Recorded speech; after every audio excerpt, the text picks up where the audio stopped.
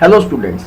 तो आज हम लोग प्रिंसिपल वैल्यू करने वाले हैं अपनी इस क्लास के अंदर। इससे पिछली वीडियो में हम लोगों ने डिस्कस कर लिया था 2.1 के अंदर जितने भी प्रॉपर्टीज इस्तेमाल होने वाली थी।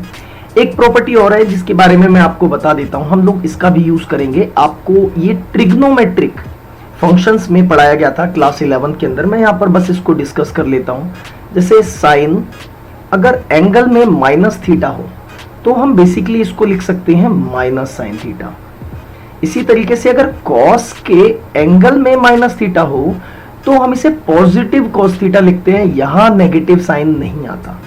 इसी तरीके से अगर टेन माइनस थीटा हो तो ये माइनस टेन थीटा बनता है। अगर सेक माइनस थीटा हो तो ये पॉजिटिव सेक थीटा बनता है। इसी तरीके से कोसेक माइनस थीटा हो तो ये माइनस कोसेक थीटा बनता है। और अगर मैं बात करूं कॉट माइनस थीटा की तो ये माइनस कॉट थीटा बनता है। आपने यहां पर देखा कि सेक और कॉस दोनों ही ऐसी टर्म्स हैं जिसके अगर एंगल में नेगेटिव हो तो ये यहां पर पॉजिटिव साइन आएगा। क्लियर है? मतलब नेगेटिव टर्म्स को ऐसा नहीं लिखा जा सकता सिर्फ कॉस और सेक के केस में। तो चलिए शुरू करते हैं अपने इन क्वेश्चंस को। तो कैसे करना है, बेसिकली आपको यहां पर साइन इनवर्स और अंदर एंगल में गिवन है माइनस का 1/2, तो माइनस अलग कर देते हैं और 1/2 को साइन में कन्वर्ट करिए। 1/2 साइन कहां पर होता है? एग्जैक्टली साइन 30 डिग्री पर होता है। तो मैं साइन 30 डिग्री को लिख लेता हूं साइन π/6, क्योंकि हमने रेडियंस में लिख लिया है। अब जब तक ये नेगेटिव साइन है तब तक ये कैंसिल नहीं हो सकती। मतलब साइन इनवर्स से साइन को आप कैंसिल कर सकते हैं, लेकिन जब तक ये नेगेटिव साइन है तब तक नहीं। तो इस नेगेटिव साइन को हटाना पड़ेगा। तो देखिए, मैंने अभी आपको एक प्रॉपर्टी बताई कि माइनस साइन थीटा को हम इस तरीके से लिख सकते हैं। तो एंगल के अंदर माइनस दे सकता हूं मैंने क्या किया, माइनस साइन इनवर्स और ये अंदर एंगल के माइनस दे दिया। ये एंगल में आ चुका है। अब बेसिकली इस साइन से ये साइन इनवर्स कैंसिल हो जाएगा और मेरे पास माइनस का π/6 बच के बाहर आएगा और यही मेरा एग्जैक्टली आंसर होगा। क्यों? क्योंकि हमें इसकी रेंज याद है। रेंज याद है हम लोगों को। रेंज क्या कहती है कि माइनस π/2 से लेके π/2 के अंदर की जो भी वैल्यूज हैं उनको इंक्लूड किया जाएगा इसके आंसर में। तो minus π/6 is minus 30 degree which is in between this. But अगर यहां पर हम इसे क्वाड्रेंट सिस्टम के अकॉर्डिंग चेंज करते तो आप देखिए, जब क्वाड्रेंट में हम लोग जाते हैं तो यहां तो ऑल पॉजिटिव है, यहां पर साइन और उसका फ्रेंड कोसेक पॉजिटिव है। हमें थर्ड क्वाड्रेंट में या तो जाना पड़ता या फोर्थ में। अगर मैं थर्ड में जाता तो मुझे एंगल पता है 180 से 270 के बिटवीन होता है। और अगर मैं बात करूं फोर्थ क्वाड्रेंट की तो यहां पर एंगल 270 से 360 डिग्री के बिटवीन होगा। दोनों ही केस में जो एंगल है मेरा वो ज्यादा हो जाएगा 90 डिग्री से। देख पा रहे हो, इसकी रेंज 90 डिग्री है। 90 से अबव तो आंसर आ ही नहीं सकता। इस वजह से इसको हम क्वाड्रेंट सिस्टम से चेंज नहीं कर सकते थे। दैट्स वाई ये प्रॉपर्टी हमने इस वक्त पढ़ी। देखते हैं जरा अगले क्वेश्चन को। कहता है कॉस इनवर्स। कॉस इनवर्स और यहां है √3/2। आपको ये पता है ये भी π/6 पर होता है। अब देखिए, यहां कोई साइन नहीं है लाइक नेगेटिव ऐसा कुछ, तो हम सीधा कॉस से कॉस इनवर्स कैंसिल कर सकते हैं और आंसर बच के आएगा π/6। अब आपको सिर्फ रीचेक करना है, क्या कॉस की रेंज में ये आता है? बिल्कुल आता है, क्योंकि कॉस की रेंज हमसे क्या कहती है, रेंज जो बिलोंग करती है वो करती है 0 to π के बिटवीन। क्लियर है? यहां तक 0 to π के बिटवीन इन क्लोज ब्रैकेट। तो यहां पॉजिटिव 30 डिग्री तो लाई करेगा ही करेगा, बिल्कुल करेगा। इसका मतलब ये भी मेरा आंसर बिल्कुल करेक्ट है। अगर मैं इसे गलत करना चाहूं तो गलत करने के तो देखो बहुत वे होते हैं। आपको सब सही करने का तरीका तो बताएंगे, लेकिन गलत क्यों होगा मैं आपको यहां एक रीजन दे देता हूं। जैसे इस वक्त अगर मैं कॉस पॉजिटिव बन रहा है यहां पर, तो cos positive exactly quadrant system के अकॉर्डिंग देखिए जरा कहां कहां होता है। मैंने कहा पहले तो फर्स्ट क्वाड्रेंट की बात मैं करूं, इसमें पॉजिटिव होता है, एग्जैक्टली जो एंगल होगा वही आ जाएगा, तो उसी का लगभग हमने यूज किया है। सेकंड में तो नेगेटिव होता है, थर्ड में नेगेटिव होता है, फोर्थ में देखिए, फोर्थ में एंगल जो होता है वो होता है हमारे पास एग्जैक्टली क्या, 270 डिग्री से 360 के बिटवीन। आप देखिए जब रेंज ही हमारी 180 तक है तो हम 270 से ज्यादा तो ले ही नहीं सकते, इस वजह से फोर्थ क्वाड्रेंट में कन्वर्ट नहीं किया गया। अगर यहाँ रेंज मुझे अलाउ करती तो मैं डेफिनेट है आगे जाता। क्लियर है, मुझे इसकी वैल्यू भी निकालनी पड़ती और मैं कहता कि मेरी प्रिंसिपल वैल्यू ये भी है। क्लियर है यहां तक? आइए देखें अगले क्वेश्चन को। यहां कहता है कोसेक इनवर्स 2। कोसेक इनवर्स 2 हमारे पास कोसेक इनवर्स, और 2 को मैं कोसेक की टर्म्स में लिखूं तो कोसेक, इसे भी मैं π/6 लिख सकता हूं 30 डिग्री पर। क्लियर है, मैं इसे भी कैंसिल कर सकता हूं और एग्जैक्टली आंसर क्या बच गया π/6। अब मुझे सिर्फ चेक करना है क्या ये लाई करेगा, कोसेक लाई करेगा, बिल्कुल करेगा। कोसेक लाई करता है। कोसेक का जो ओपन ब्रैकेट है -π/2 से +π/2 की रेंज में होता है, मतलब सिर्फ ये -90 डिग्री और +90 डिग्री इंक्लूड नहीं है क्योंकि ओपन ब्रैकेट है। इनके बीच में ये वैल्यू आ रही है क्या, 30 डिग्री, बिल्कुल आ रही है। इसका मतलब दिस इज माय आंसर।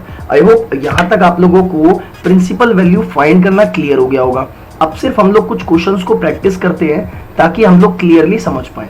जैसे यहाँ नेगेटिव है तो मैंने नेगेटिव अलग किया, और √3 होता है 60 डिग्री पर, मैंने इसे π/3 लिख लिया।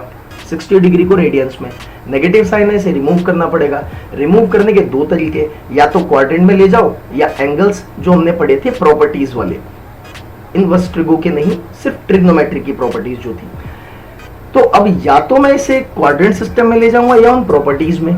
तो मैं इसे प्रॉपर्टीज में ले जाऊंगा क्योंकि मेरी कैलकुलेशन कहती है कि जब मैं इसको अंदर ले जाऊंगा तो ये कुछ ऐसा दिखेगा, एंड इस वैल्यू से ये वैल्यू कैंसिल होने पर जो आंसर बच के आएगा वो होगा -π/3। -π/3 आंसर होगा मेरा, डेफिनेट है। और यही इसकी रेंज के बिटवीन भी लाई करता है क्योंकि ओपन ब्रैकेट में ये हमारे पास होता है -π/2 से +π/2। इसमें ये सारी वैल्यूज इंक्लूडेड होती है। अभी जो हमने कोसेक पढ़ा उसके अंदर सारी वैल्यूज इंक्लूडेड नहीं थी, बीच में एक वैल्यू होती है जो इंक्लूड नहीं करते हैं, लाइक 0। यहाँ पर सारी वैल्यूज इंक्लूडेड है, तो यहाँ पर ये 60 डिग्री डेफिनेट है, यहाँ कहीं आने वाला है 0 से थोड़ा सा पहले, तो इसका मतलब लाई करेगा इसकी रेंज के अंदर। बट अगर मैं इसे क्वाड्रेंट में ले जाऊं तो 10 नेगेटिव कहाँ होता है, यहाँ होता है। यहाँ एंगल देखिए जरा, बताइए क्या होता है। सेकेंड क्वाड्रेंट के अंदर एंगल होता है 90 डिग्री से प्लस थीटा और 180 से माइनस थीटा। हमने बस इतना समझा कि 90 से कुछ आगे चला जाएगा, 90 से आगे जाना ही नहीं है। जब 90 खुद इंक्लूड नहीं है तो उससे आगे कैसे जा सकते हैं, इसीलिए इसे भी क्वाड्रेंट से नहीं किया गया। आपको ये चीज पहले ही सोचनी होगी।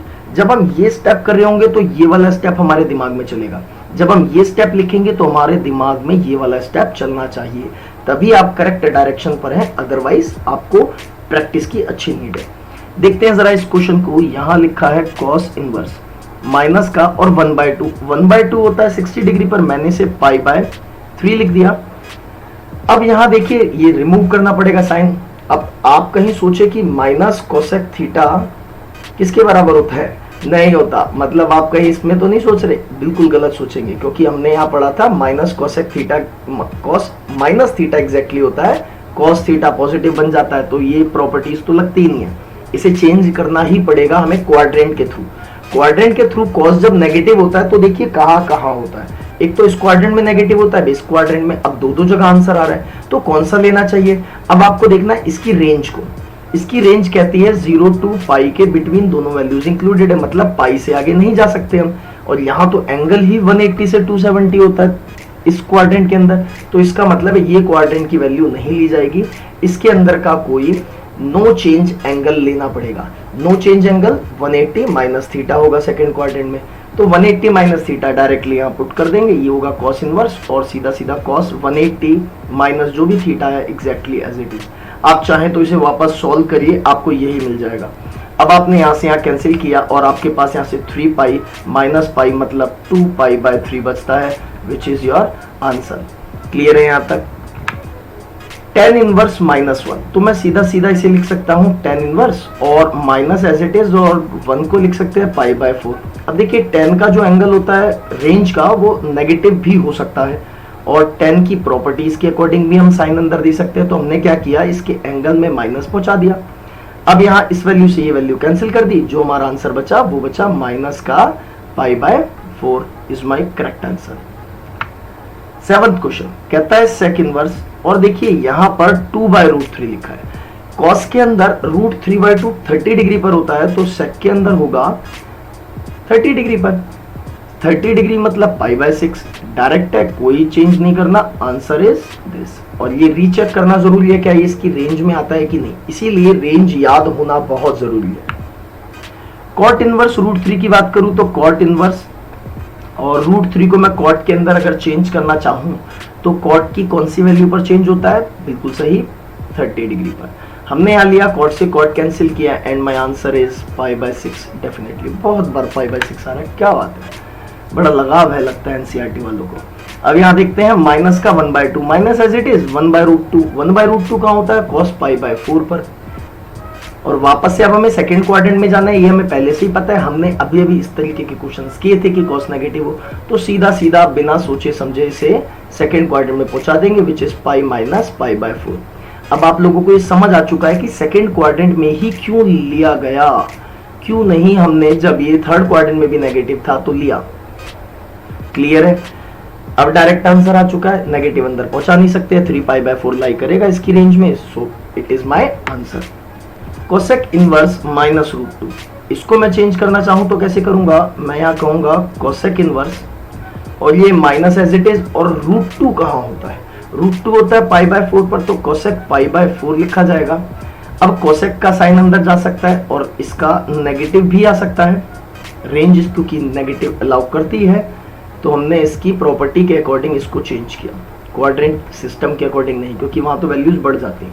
तो फाइनली आंसर मेरा आ चुका है माइनस का 45 डिग्री। क्लियर है।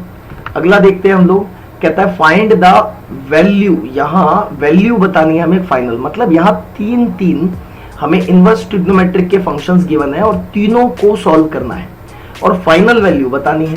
मैंने इसे लिखा tan इनवर्स और 1 का मतलब सीधा सीधा 10π/4 प्लस में cos इनवर्स, और देखिए अब मैं सेकंड क्वाड्रेंट में ले जाना चाहता हूं तो डायरेक्टली सीधा इसे माइनस, वैसे cos पहले लिख देता हूं आप लोगों की सुविधा के लिए। 1/2 एग्जैक्टली कहाँ होता है, 60 डिग्री पर, तो 60 डिग्री हमारे पास होगी π/3 और प्लस में यहाँ पर है हमारे पास साइन इनवर्स और ये आ चुका है, और अंदर है माइनस का 1/2 जिसको मैं लिख सकता हूं 30 डिग्री में, तो sin π/6। क्लियर है। अब देखिए जरा, इससे तो ये कैंसिल हुआ, मेरे पास डायरेक्टली जो वैल्यू बच के आ रही है यहाँ से है π/4 प्लस में, यहाँ से मैंने देखा मैं इसे क्वाड्रेंट फोर्थ मतलब सेकंड क्वाड्रेंट में चेंज करूंगा डायरेक्टली क्वाड्रेंट सिस्टम के अकॉर्डिंग, तो सीधा 3π - π, या मैं आपको लिख के दिखाऊं तो cos इनवर्स cos π - π/3 लिखा जा सकता है। क्लियर है यहाँ तक, सीधा सीधा इससे ये कैंसिल हो जाएगा, हमारे पास यहाँ से तो बचेगा π/4 प्लस में यहाँ से बचेगा 3π - π मतलब 2π/3 एंड देन यहाँ प्लस में और यहाँ साइन इनवर्स, ये सीधा क्वाड्रेंट सिस्टम से जाएगा। आपको पता है मैं एक बार फिर भी लिख देता हूँ क्योंकि कई बार हम सॉल्व कर चुके हैं।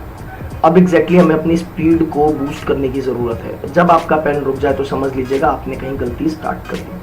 अभी आ चुका है प्लस में माइनस का π/6, इन सब का एलसीएम कर लेते हैं हम लोग। एग्जैक्टली 24 एलसीएम आएगा, तो यहाँ पर हम देखते हैं 6π प्लस 16π माइनस में 4π, तो जो फाइनल आंसर मेरा निकल के आया है वो और कुछ नहीं बल्कि 18π/24। 6 से काटूंगा तो 6 3 जा एंड 6 4 जा, सो फाइनल आंसर इज 3π/4।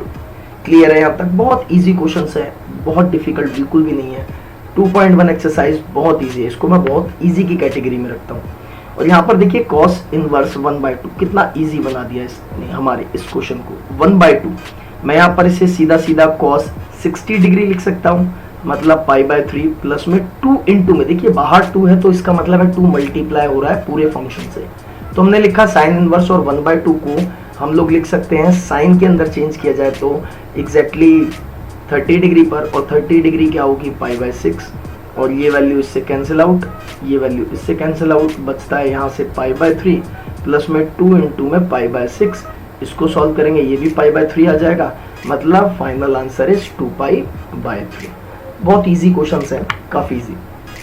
अब देखिए ये एक एक नंबर में क्वेश्चंस आते हैं और बच्चों को घुमा देते हैं, हम लोग सोच में पड़ जाते हैं कि एग्जैक्टली कैसे किया जाए, जबकि यहाँ गिवन है कि अगर साइन इनवर्स एक्स वाई के इक्वल है तो इसका मतलब y कहां से कहां लाई करेगा। मैंने आप पे पहले ही बता रखा है कि ऑप्शन बी इज करेक्ट, क्योंकि इसकी रेंज बताने की कोशिश कर रहे हैं। बी ऑप्शन में हमें कहता है कि जो y है ना वो बिलोंग्स टू है -π/2 से π/2 के बिटवीन विद इंक्लूडेड, मतलब y is less than equal to π/2 and greater than equal to -π/2, जिसको इस तरीके से लिखा जाता है -π/2 in close bracket up to π/2। Clear है? दैट्स व्हाई ये ऑप्शन जो है आपका बी था, so B option is correct answer.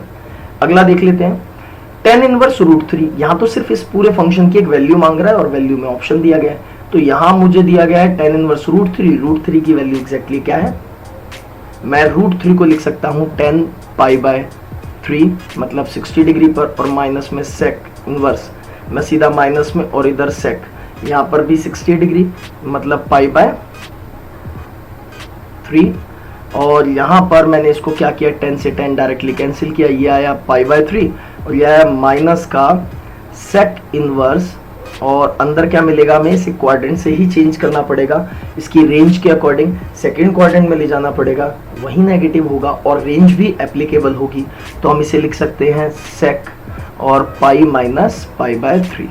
तो अब इससे ये वैल्यू कैंसिल हो जाएगी, सो π/3 माइनस में 2π/3, so final answer is minus का π/3 इज माय करेक्ट आंसर।